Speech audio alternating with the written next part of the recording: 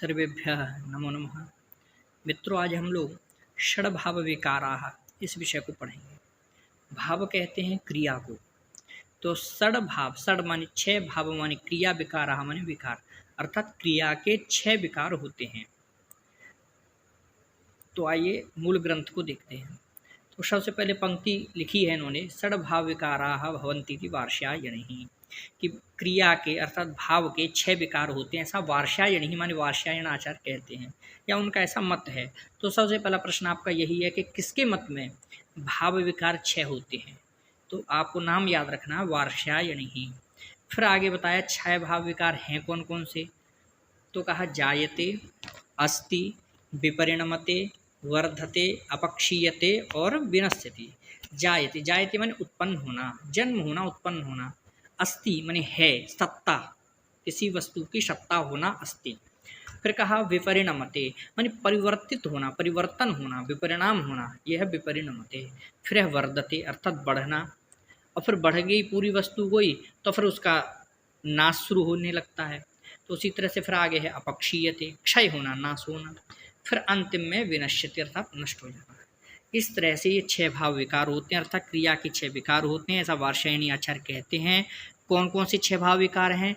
जायते, अस्ति, विपरिणमते, वर्धते, अपक्षीयते, विनश्यति। और इनको मित्रों क्रमशः याद रखना, क्योंकि जरूरी नहीं है कि आप याद तो कर लें, क्रम न याद रखें तो हो सकता है पेपर में आरोही या अवरोही क्रम से पूछ ले। तो क्रमशः ही याद रखना आपको, जायते, अस्ति, विपरिणमते, वर्धते और अपक्षीयते, विनश्यति। आइए थोड़ा सा हम पंक्तियों को देख लेते हैं, प्रत्येक की व्याख्या उन्होंने निरुक्तकार ने की है। तो कहा जायते इति पूर्व भावस्य आदिम आचष्टे। जायते माने उत्पन्न होना, जन्म होना। तो जायते अर्थात जन्म से पूर्वक क्रिया का जो बोध होता है वह जायते है, अर्थात पूर्व भावस्य आदिम आचष्टे, अर्थात पूर्वक क्रिया का बोध होना। किस पूर्वक क्रिया, किससे पूर्व क्रिया? तो जायते अर्थात जन्म से पूर्वक क्रिया का जो बोध होता है वही जायते है। न अपर भावम आचष्टे, अपर माने आगे होने वाली जो क्रिया है अर्थात अस्ति, उसका बोध नहीं होता। और न प्रतिषेधति, और न ही उसका कोई उससे प्रतिषेध है, अर्थात जायते का अस्ति से भी कोई प्रतिषेध नहीं है, अर्थात कोई उससे विरोध नहीं है। तो जायते माने जन्म से जो पूर्वक क्रिया का बोध होता है वही जायते है। किसी बच्चे का जन्म हुआ, उस जन्म होने से जो पूर्व भाव से, भाव माने क्रिया, अपूर्व माने पहले, पहले की जो क्रिया है वही जन्म से पहले की, क्योंकि जन्म हो गया फिर तो वो अस्थि है, सत्ता हो गई ना उसकी, तो अस्थि में आ जाएगी। तो जन्म होने से पूर्व भाव से पहले की क्रिया का जो बोध होगा वही जायते है। इसके बाद हम फिर कहा अस्ति, अस्ति क्या है? तो उत्पन्नस्य सत्वस्य अवधारणम, अवधारणम माने निश्चय करना। क्या निश्चय करना? तो कहा अस्ति, अस्ति माने है, तो अस्ति माने है कोई वस्तु, उत्पन्नस्य माने उत्पन्न वस्तु की, सत्वस्य माने सत्ता का, अवधारणम माने निश्चय करना। उत्पन्नस्य सत्वस्य अवधारणम माने जो कोई उत्पन्न वस्तु है, माने आपके सामने कोई वस्तु उत्पन्न हो गई, बच्चा उत्पन्न हो गया तो बच्चा है, तो सत्वस्य माने सत्ता का, अवधारणम माने निश्चय करना कि बच्चा है, ऐसी सत्ता का अवधारण निश्चय करना ही अस्ति है। तो आप संक्षिप्त में आप समझिए, कोई बालक उत्पन्न हुआ तो उत्पन्न हुआ, उस उत्पन्न होने से माने जन्म से पूर्वक क्रिया जो है ये तो जायते है, और उत्पन्न हो गया, उसकी सत्ता हो गई, तो उसका निर्धारण करना सत्वस्य अवधारणम अस्ति है। फिर कहा आगे जायते, अस्ति, फिर आगे आ गया विपरिणमते। विपरिणमते का मतलब है मित्रों परिवर्तन होना। जैसे कहा विपरिणमते इति इत्यप्रच्यवमानस्य तत्वाद् विकारम, अर्थात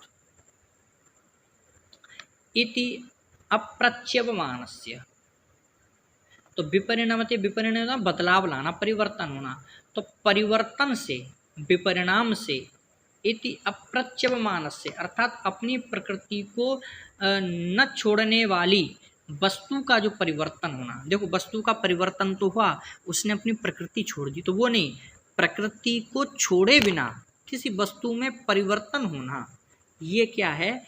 विपरिणमते।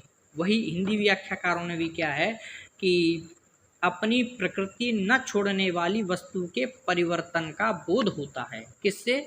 विपरिणमते से। फिर आगे कहा वर्धते। वर्धति माने बढ़ना, वृद्धि करना। तो फिर कहा किस चीज में वृद्धि करना? तो कहा स्वांगाभ्युचयम सामयोगिकानाम व अर्थानाम। स्वांगाभ्युचयम माने अपने अंगों में, स्व अंग माने अपने अंगों में वृद्धि करना, ये बढ़ना है। अथवा सामयोगिकानाम व अर्थानाम, अथवा आप स्वर्ण से बढ़ें, आप माने आपके पास बहुत धन है, धन से बढ़ें। या आप किसान हैं तो मान लो गेहूँ से बढ़ें, आपके पास बहुत गेहूँ है, बहुत अनाज है, आपके पास बहुत सरसों है।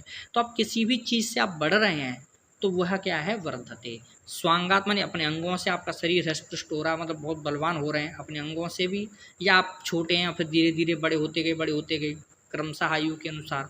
तो आप अंगों से बढ़ना, चाहे आप धन धान्य सुवर्ण आदि से बढ़ना, धन से, तो ये सभी क्या है? बढ़ना, ये वर्धते। फिर आगे कहा वर्धते सॉरी इसी में फिर आगे कह रहे हैं वर्धते, उदाहरण भी दे रहे हैं, वर्धते विजयेन इति। मान लो कोई विजय से बढ़ रहा है, माने कोई राजा किसी राज्य पर विजय कर रहा है और आक्रमण कर रहा है, आक्रमण करने से विजय प्राप्त की, तो विजय प्राप्त करने से वो बढ़ रहा है, अर्थात उसका साम्राज्य बढ़ गया। तो वर्धते विजयेन, कोई विजय से बढ़ रहा है। और शरीरेण इति वा, कुछ लोग शरीर से भी बढ़ रहे हैं। तो वर्धते का तात्पर्य है बढ़ने से, वृद्धि करने से। फिर आया है अपक्षीयते। अपक्षीयते का तात्पर्य मित्रों क्षय होना, नष्ट होना। तो वर्धते माने बढ़ना, अपक्षीयते माने नष्ट होना, कम होना। तो कहा एतेन एव व्याख्यातः प्रतिलोमम, कि इसकी जो व्याख्या है किसकी? अपक्षीयते की, ये प्रतिलोमम उसकी उल्टी है, अर्थात वर्धते माने बढ़ना, उसी की जो विपरीत है, उल्टी है, वही क्या है? इसकी व्याख्या है। तो इसमें आपको कुछ समझना नहीं है। फिर आगे अंतिम में कहा विनश्यति इति अपर भावस्य आदिम आचष्टे न पूर्व भावम आचष्टे न प्रतिषेधति। अर्थात विनश्यति, विनश्यति माने नाश होना। तो विनश्यति माने नाश होने से, जो अपर भावस्य, जो आगे आने वाली क्रिया है, माने नाश होने से जो अपर माने आगे आने वाली जो क्रिया है, उस क्रिया के आरंभ का जो बोध होता है, यही क्या है? विनश्यति। विनश्यति इति अपर भावस्य, अपर माने आगे आने वाली जो क्रिया है, उस क्रिया का जो बोध होता है वही विनश्यति है। न पूर्व भाव आचष्टे, पूर्व नाश होने से जो पूर्वक क्रिया है उसका बोध नहीं होता। और न प्रतिषेधति, और इसका कोई उससे कोई प्रतिषेध भी नहीं है, उससे कोई विरोध भी नहीं है। तो आप मित्रों इस प्रकार से 6 भाव विकार होते हैं, ऐसा वार्षायणी आचार्य कहते हैं।